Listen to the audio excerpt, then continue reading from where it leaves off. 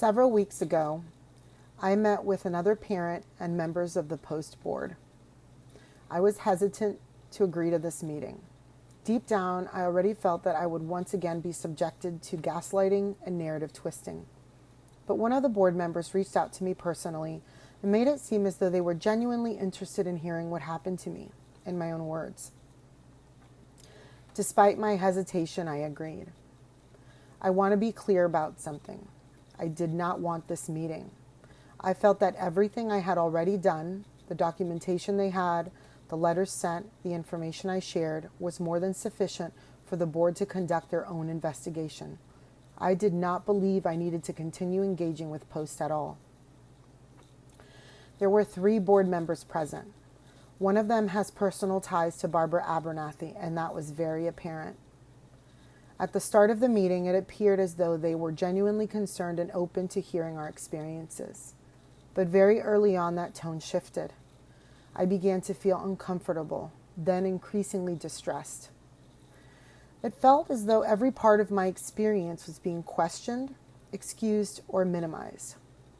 Rather than listening with openness or accountability, the response was defensive, focused on justifying actions instead of understanding harm. There is so much to this story that it's difficult to condense, but I'll share a few examples. When we were discussing the financial assistance that was given to my family, I brought up that Barbara Abernathy had lied about the amount of funds raised in my family's name.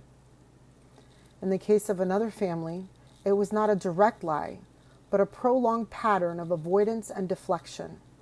They were repeatedly told that she did not have access to that information or did not know how to obtain it, despite the fact that she had access to the information all along. After being given the runaround for an extended period of time, that family ultimately went directly to the organization that collected the funds in order to learn the actual amount raised in their name. The fact that my family was explicitly misled and lied to, and that other family appeared to be subjected to the same tactics, could not have been more obvious. Yet this pattern was dismissed rather than addressed during the meeting. I explained that I had been told directly by Barbara that Post would assist with a specific set of bills for a limited period of time, and that was all they could assist with, per Barbara, because the amount of funds raised was not sufficient to help with more. She instructed me to submit those bills monthly, as I received the statements, and that is exactly what I did. However, during the meeting, I was repeatedly questioned about why I did not submit additional bills if I needed more assistance.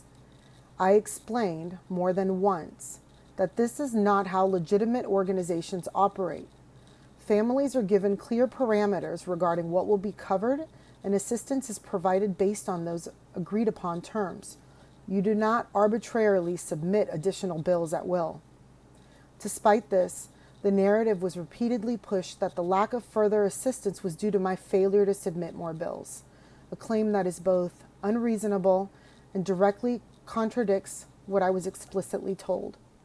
This line of questioning persisted until I became visibly upset and raised my voice, because I was being gaslit. And I made it very clear in that moment that I recognized exactly what was happening. At one point, I also raised the fact that many other reputable organizations provide families with the full amount of funds raised in their name, transparently and without manipulation. That comparison was met with defensiveness rather than reflection. Another example involved my concerns about Barbara sharing my personal information about my family with someone outside the organization. That concern was twisted into an argument that by sending letters and speaking publicly, I had somehow forfeited my right to privacy. Those two things are not the same. If I choose to share my story, that is my choice. But when I entrust an organization with my personal information and they share it without my consent, that is unethical. That is a breach of trust. And again, this was minimized. The meeting became heated. Voices were raised, including mine, and I won't deny that. I'm exhausted from being manipulated, gaslit, and coerced. By the end of the meeting, something became very clear to me. The primary concern for the meeting was not truth. It was not accountability. It was not protecting families.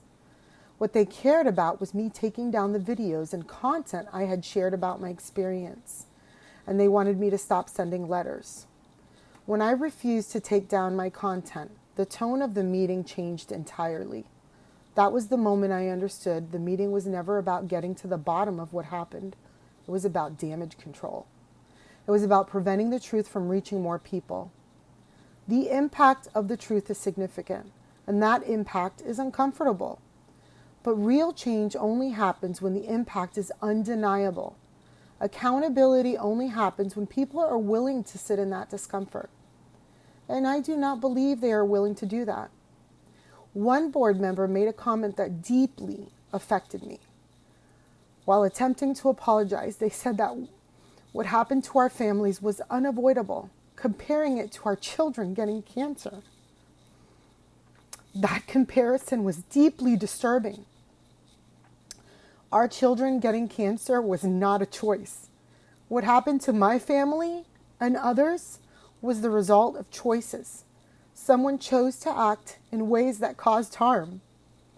After this meeting, I spent a few weeks reflecting on how to move forward and how to release and heal the trauma this entire situation has caused me personally.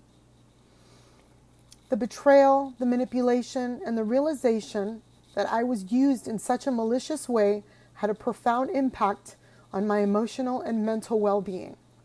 The trauma of betrayal cuts deeply. It changes how you trust, how you feel safe, and how your body holds stress. And that impact on me has been severe.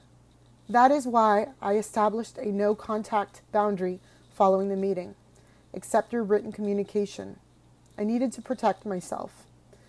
What has also been painful is to realize that some of the people who appeared supportive became uncomfortable with how far I was willing to go in telling the truth.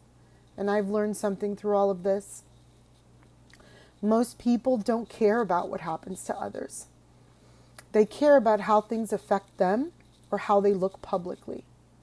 People say they want justice, but very few are willing to do what justice requires. I am. That meeting was deeply emotionally taxing and traumatic for me. Rather than feeling heard, supported, or protected as a family that was directly harmed, I experienced questioning, narrative twisting, and dismissive behavior that left me feeling unsafe and re-traumatized. At times, it felt as though I was being put on trial instead of being acknowledged as a victim, bringing forward serious and documented concerns. I want to be very clear. I did not come forward lightly. I came forward because of what my family endured and because I believe no other family should ever experience what we did. While the board has now chosen to look into these matters, it is difficult to ignore that this scrutiny only came after the broader impact of my truth-telling became visible. Not from an initial posture of care, accountability, or concern for affected families.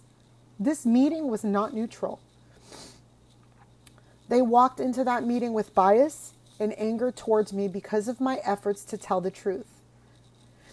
And in that moment, I realized I had already done my part. I have spoken my truth.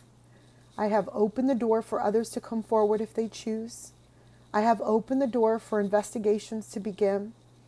I have planted a seed with other organizations to ensure they do their due diligence before working or referring vulnerable families to this organizations.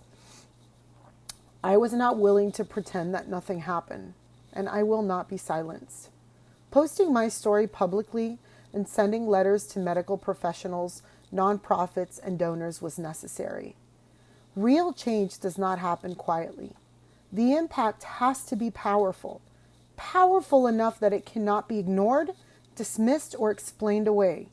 Change has to be undeniable. I did what needed to be done. I spoke the truth when it was uncomfortable. I brought light to what was hidden. I acted with integrity, even when it came at a personal cost.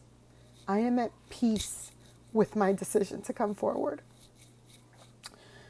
While I do not have trust or faith in this process, I do genuinely hope that meaningful changes are made, changes that protect future families.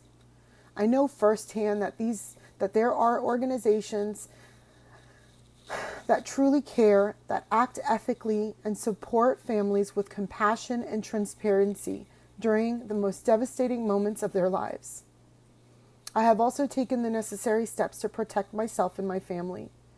What happens next is no longer mine to carry. The truth is already out. The door is open, and the responsibility now rests where it belongs. And with that, I move forward, grounded, clear, and at peace. I want to thank you for hearing my truth, for holding space for it, and for helping me bring light where there was darkness. Many blessings and much love to all of you. Thank you.